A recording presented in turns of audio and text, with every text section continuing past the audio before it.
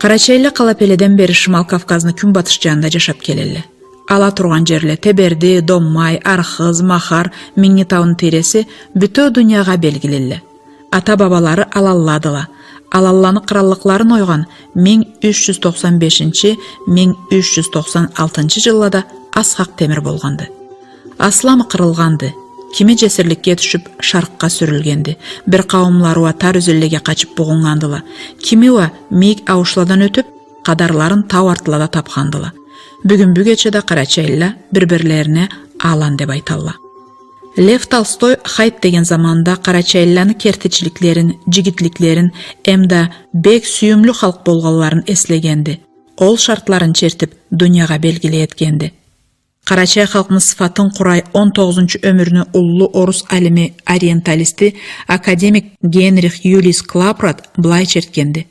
Карачайлы Кавказда эң мейик культурасы болгон халкты.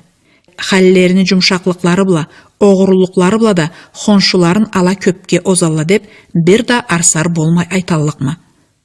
Боюмну кертилигине шагатлык эткенче башка академикни, орус аскерини генералыны Йоган Бларенбергни айтканда былай болгонду.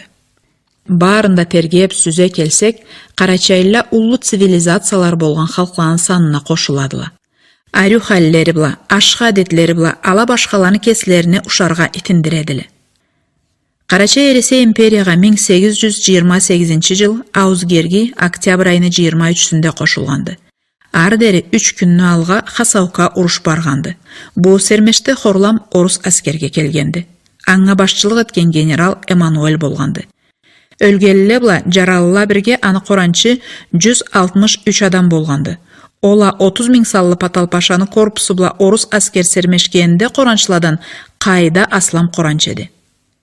Ресейни империясынын аскер министрине Александр Чернышовга Георгий Эммануэль Карачайны калай алганын өсүнөн 1928 жыл Аузгерги айынын 30-да рапорт жазганды. Анда былай айтылады. Сизни жарыклыгыңыз, Шымал Кавказны фермопиллерин бизни аскерлерибиз алганларынын үсүнөн сизге билдирге ашыгамы. Миңнитаунун тересинде Ресейге кажа үсүрелген тау халкларын тутуругу Карачай Аллахны болушлугу була аскерлерибизни батырлыкларынан мени башчылыгымда колго алынганды. Карачайлы була сермеш быйыл Аузгерги айынын 20-сында эртеликте саат 7-ден иңирликте саат 7-ге дер барганды. Ашхан бола Ресейни аскерине жаңы мактау келтире эң ахыр мейикни алганбыз.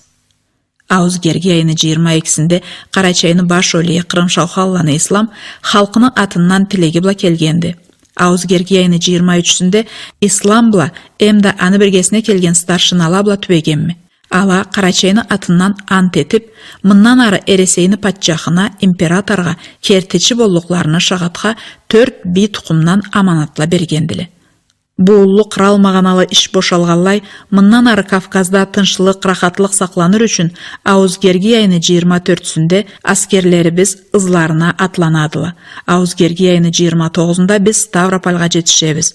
Урушка катышкан аскерлеринин салларыны, ала калай сермешкеллерини эмда башка болгон ишленүүсүлөрүнөн тыңылы, толу да айтырга оңун болганын улуу сыйга санаймы. Санкт-Петербургда чыккан Северная пчела деген газет ол көзөлөдө Карачайны Ресейге кошулганы була байламлы ал бетинде былай жазганды. Бу аламат Хорлам мындан ары бүтөө Кавказда тынчайрыгына улуу ышануу береди. Карачайлан төгерегинде жашаган эмда аланы хорланмазлыкка санаган халкла энди мындан арысында алага да быллай күнкеллигине арсар болмазла. Карачайлла берген сөздөрүнө ээ болгандылы. Шамилни белгили келечилери Сафербей Занабла Сулейман Эфенди Карачайны кеслери жаллы этип, Ресейге кажа сүрелтиргенине бек күрөшкен эселе да салган кыйыллары улуу магана тутмаганды. Мүридизмни байрагы була келген Мухаммед Аминни огуна келмегенди колунан аланы антларынан тайдырга. Карачайлана асламы аны жаллы болмаганды. Ол себептен болур эди белгили орус алимни Василий Сысоевни айтканы. Орус патчахка бир кере ант этип, Карачайлы ол антка кертичи болганлай калалла. Ол кертичилик үчүндө Карачайны бүгүнкү чеклери була жерлери алага сауга этилгенди. Карачайлы жаңы жерлерге көчүрүлмөй, эски журтларында калганлары да аны була байламлады. 1829-жылы тауланы бүтүндө миңни тауны тинтерге экспедиция куралады. Алимледен sonra да ол экспедицияга Карачайылладан жол усталада кошулгандыла. Ма ол жыл мингенди биринчи кере адам Кавказны чардагына миңни таунун төппесине. Ол да Хачырланы хыйлахиса болганды. Маннан sonra башлангандыла Карачайны жеринде тинтүү ишле жолла калала ишленгенди. 19-чу өмүрүнүн экинчи жарымында Карачайны тарихи башка жорукларга бойсунады. Кавказ урушта бошалады, башка жаңы ауышла ачылалы. Демеңли эресейни кадары бла Карачай бүтүн байланады. Ологай кесини кадарын аны бла биретеди. Биринчи окуу мекемла ишленелли. Окуган, билим алган адамлар чыга башлайлы. Карачайланы айнуу жоллары орус эмда Кавказ халкла бирликте баргандыла. Урушланы, революцияланда отларына бирге кире, бири-бирине болуша бирге чыгада келгендиле. Карачай халкынын бай фольклору, көлден чыгармачылыгы, көп түрлүү жашоо болумланы, эртте озуп кеткен ишлени, куру кесини жашоонан кой эсең, Хоншуда жашаган халклардын тарихлеринен она саклап, бүгүнкү күнгө дер жеттиргендиле. Уллу Хожну, Азнауырну жырларын алып койсак огна, бири-бири бла байламла калай көп жерледе болурга, көп адамларга түберге түшеди. Эсимден кетмейди, белгили черкес алим Калмыков бла Дагыстанны Карачай черкесинде сыйлы алими Секашевни Карачай халкка жүрөк разылыклары. Аланы халкларын эртте унутулган, эслеринде калмаган шартларын кир кондурмай саклай алганы үчүн. Ола Карачайны кең да сак да жүрөгүнү, огурлу эсини чексизлигин, теренлигин дагы да бир кере чертеди. Мабут Кумзатлалла халкынын маганасын чыгарган, аны мийи кеткен. Ол жырлада адамлык, асуу, халал деген сөзле жоктула. Алая ала, жырлага сиңип, алада эрип, адамлык бла, халаллык бла, жандаурлук бла бирге атланалла өмүрлүккө. Анын себепле калай иги аңлашынады белгили орус поэтini Николай Асеевни былай жазганы. Карачайланы ич намыслары мийикти. Оюмлу сабырлык кайнайды алада. Ала, аламат, бек каты да адамлалла. Тау жайлыклада сүрүүлерин буруннан күтө келген. Көрө да, сүзө да, теңлештире да, эм башуа багалата да билген. Карачайла бек иш көллүү халкланы береди. Өмүрдөн бери аламалчылык бла күрөшө келгеле, эмда жетишимлери бла кесилерини атларын бүтө Ресей империяга айттыргандылы. 19-чу өмүрүнүн ахырында, 20-чы өмүрүнүн алында сөз үчүн тарихке көрө хар Карачайлага адам башынан 2 ат, 5тен артык туар мал, 30дан атлап эчки бла кой жетишет. Бу көргүзүмлө бүтө Ресейде огуна бек мийикке саналганла. Har bir er kişi başından 21 mal жетип болганды. Адам башынан алла bir mal bir жерде да болмаганды Карачай бла малкардан башка. Карачай ат, Карачай кой, Карачай айран бүтө дүйнөгө да белгилеле. Кефира, Гыпайран, Ресей империянын халкларына Карачайны саугасыды. Белгили Алим Дьячков Тарасов 1908-жылда кефирни гыпылары Карачайлардан алынганын ачык айткан эди. Эмда алада кефир бла байламлы көп айтуула жүргөнүн черткен эди. Карачай атланы эм чыдамлы болганлары үчүн Ресей империяны алчы атлы аскерлери казак полкла Карачай калла атлага минип жүргөндүле. Аны үстүнөн 1913-жылда белгили Алим эмда ветеринар Атаманский былай сагынады. Ол жаныбла Карачай бек уллу магана тутады. Аскер атлабла Кобан эм терк казак полкларын жалчыта. Har жыл сайын 10.000 ат сатып алынады аладан. 1998-1999 жылларда биринчи кере, андан бери да талай кере куру Карачай атла өрлөй алгандыла Миңни тауны башына. Ола аланы калай чыдамлы болганларын көргүзөдү.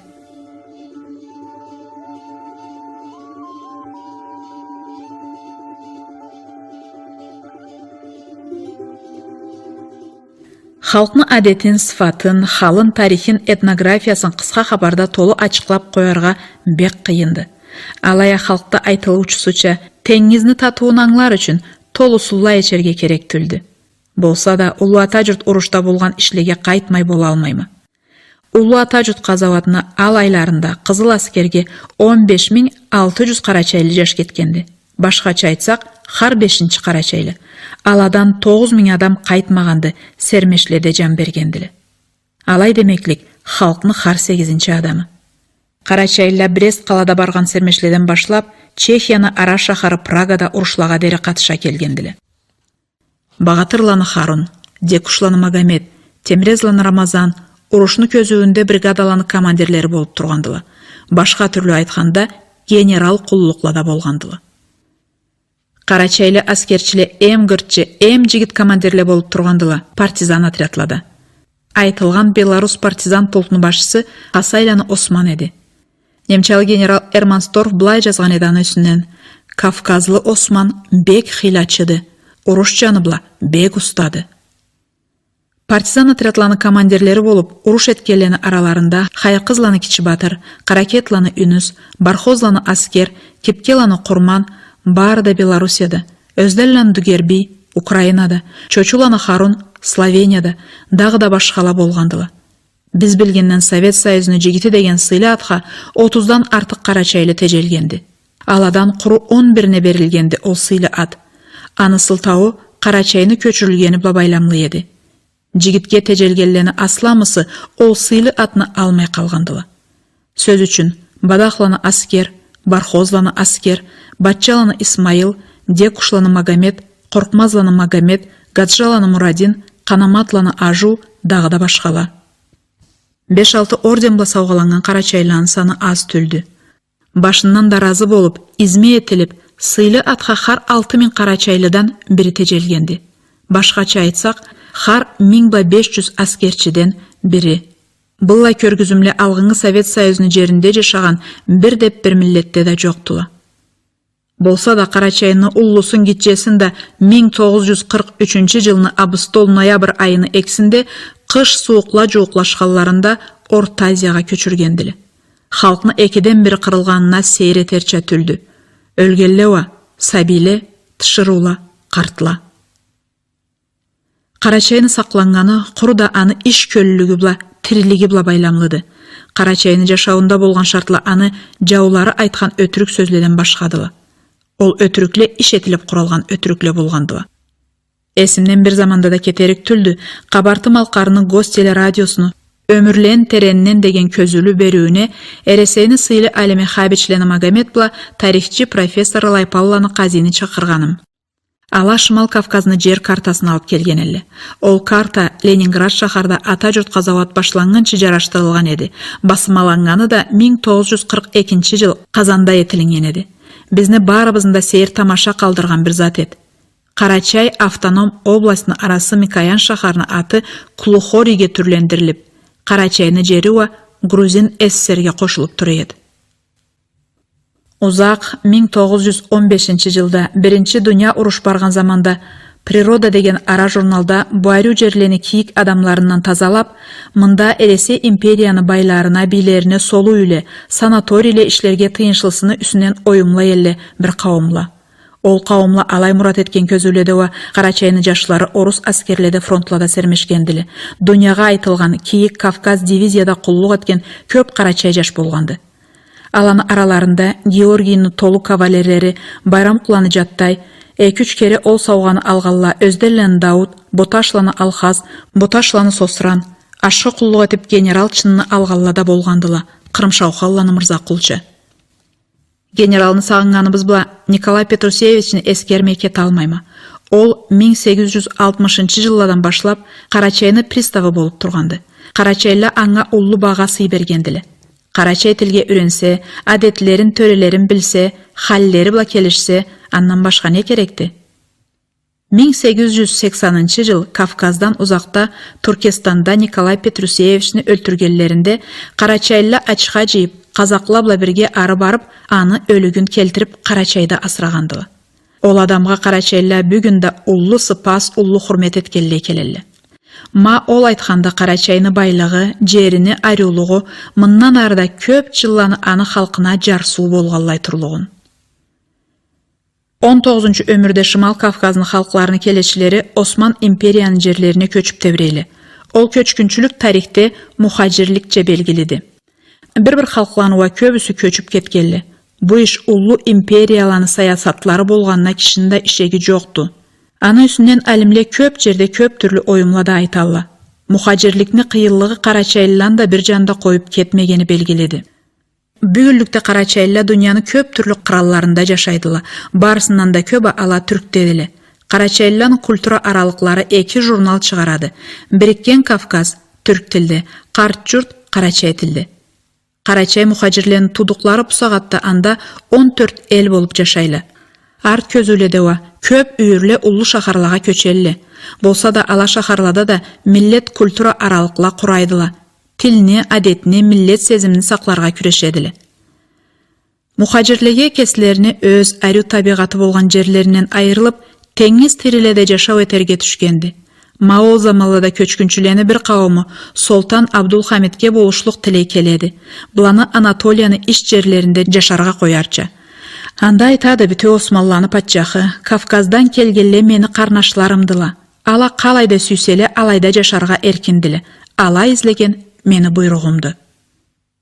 Ол түбешүүдөн sonra Кавказдан келген мухажирлер жүрөклери разы жерлерде жашарга эркин болалла. Бай Карачай элледен бирини башүйүкнү куралган тарихи булайды. Бери келгенлерге үйлө ишлене тургунчу алага Конянын губернатору конакбайлык этип турганды. Ол көзүлүдө башүйүкчүлөр Коня шахарда жашагандыла. Карачайлар жаңы үйлөрүнө көчкөндөн sonra элге Юмран Хамиде деп атагандыла. Аны биздин тилге көчүрсек, Хамидни саугасы деген магананы тутады. 1918 жыл түркте патчахлык тайдырылгандан sonra элни аты башүйүккө түрленеди. Бүгүнлүктө башүйүкчүлөрүнүн сабаллары 35-40 километрге дери баралла. Har bir үйөрүнү да арбазында тракторлары, комбайналары, жүк ташыган машиналары бардыла. Кыралны сапариши була будай арпа өстүрелли. 1919 жыл Карачайланы асламы Кемал Паша Ататүрк башчылык эткен ыңкылап революция жалы сүйелелли. Карачайдан чыккан мухажирлерге башчылык эткен Ататүркнү антлы теңи Бозкурт эди. Түрк революцияны баш хорламларынан бири түрк миллет була аны тили куралганы болганды. Түркте жашаган картланы бүгүн да эслеринде ол заманларда алимлерни Карачай эллеге басынып келүүчүлөрү эмда хар сөзүнү, хар айтуунун маганасын сорганлары, жазып алганлары. Алимлер Ататүркнү Карачай халкыны табыгыз, аладыла бизни эрттегили да, таза да тилибизде сүйлөшкелле дегени энчи чертип, кайтарып айтыелли. Аны үсүнөн Карачай черкесинин Лелини байрагы деген область газетинде сириячы мухажирлеринин тудукларда айткандыла. Ататүрк түрк тилини тыш сөзлөдөн тазалаган ишин башлардан алга алимлерни чакырып, барыгыз, Карачай элледе туругуз да аланы эм арю сөзлөрүн алыгыз дегенди. Карачай тилини буруңулугун, байлыгын улуу орус алимледе черте келгенли. 19 өмүрүнүн ахырында Францияда чыккан Мусульманин деген журналынын биринде таулуланы илму билимлери жок эсе да, жаш төлүнү үретүү амаллары жоллары бир да болмаганча мийиктиле. Бу дүйнө маганасы болгон ишке культурасы була айткылык Европа энди жууклаша келеди деп мийик бага берилгенди. Жашообуз демократиянын жорукларына көрө куралганлыкка, Карачайлага кир жагарга, чимдирге күрөшкен кылыкла Азиядан сүргүндөн кайткандан sonra да токтамагандылы. Ол аны жарты реабилитациясынын хатасынанмыды билген Аллахты. 1970 жыл Сабилени коруулоо күн Төбен Тебердиде урушну көзүүндө ажымлы өлген Сабилеге сынташ салынады. Ол Сабилени немчалабла Блайда жашагалла өлтүргендиле деп айтылып турганды. Блайда жашагалла Карачайла. Дүйнөнүн жерлеринен келгенлер бу сынташны катында токтап, алага дуа эттирип, немчалабла мында жашаган Карачайланы өтүрүк жазылган мурдарлыкларыны, адамсыздыкларыны үслөрүнөн көп хабарла эшитип тургандылы. Блайда 1988 жыл белгилүү ленинградчы поэт Юрий Логинов Карачай-Черкес областынын биринчи секретарына жазган кагытынан бир үзүкчүкнү келтирмей боло алмайм. Маңга бек кыйынды, саби күллеримде мында көрген ачууму эскерген. Алая аннан да кыйына бу огурлуу кишиликлери болгон адамлардын бетлерине караганды. Кимесе да болмаган затланы кураштырып, аман бетлетерге күрөшөдү буланы. Миллет сезимлерин түбетерге излеп. Бу сынташны салынганы бедишликти, бу затны иннет идеология диверсияга санайма. 1990 жылдава Коммунист партиянын ара комитетинин баш газети «Правда» ала өтүрүк хабарла болгандыла. Орусча айтканда «Утка». Бизни уста чекистлерибиз жараштырган. Кырал коркусузлукну комитети була Ставрополь крайыны, Карачай-Черкес автоном областыны прокуратураларыны органлары кураштырган иш болганы токташтырылганды деп жаза эди. Мен Карачайны хапарладан билмейме.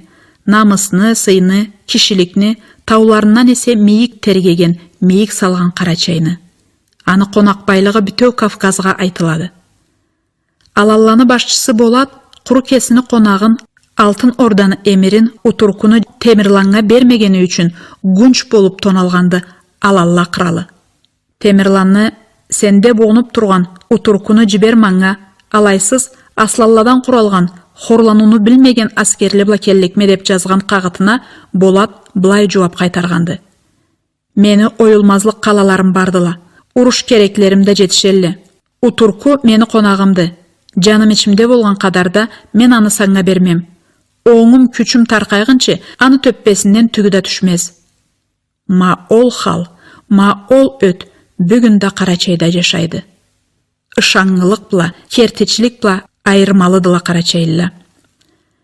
Түркнү жерде жүрген аскерлерини башчысы Шакман Акай була, Совет Союзуну жерде жүрген аскерлерини башчысы Семелланы Владимир бир көзүдө куллук эткелли. Бири НАТОда, бири Варшавский договорунун куралларында. Экиси да бир миллеттин адамлары. Былай мисалла дагы да бардыла. Карачайны сүргенден бошамаган КПССны ара комитетинин секретары Суслов эртте өлгенликке аны ишин жашыртын бардыргалла табылып тургандыла. Кубандырган куру бир затты. Карачайлага кир жаккан, аланы аман бетли көргүзген кырал политика түлдү, кайда өткөн сөткенни энчи кара ишчиклеридили. Карачайла жаңы кыралда, жаңырган Ресей Федерацияда жашайдыла. Бүгүнлүктө Карачайны таулары була кыралыбызны чегини иги кесеге өтеди. Карачайланы кыралга куллук этерге сүйген күчлөрүнүн ва не кыйыры, не чеги жокту. 1926 жыл учкуланчылага врач-окулист профессор Ачаповский жазган кагыт «Горская жизнь» газетте басмаланганды. Анда былай айтылган жери барды. Карачайдан кетерими алында, аннан айырыла туруп, бир Аллахты билген каллай биргедери баш урурга сүйеми аңга. Куру дамында, Миңи тауны этеклеринде сезгенме мен Карачай халкыны жүрек халаллыгыны мейиклеген. Кавказга бүгүн жаңы көз карамла карарга, аны халкларыны жарсууларын аңлап, заманга көрө аладан кутулууну жаңы жолларын ызлай билирге керек болганы белгиледи. Бек башуа бири-бирине тыңларга, таулу картлача бири-бирине артык сөз айтмай. Алай болса, уллу эресейне жүрек тебүүмында Кавказда эштелер.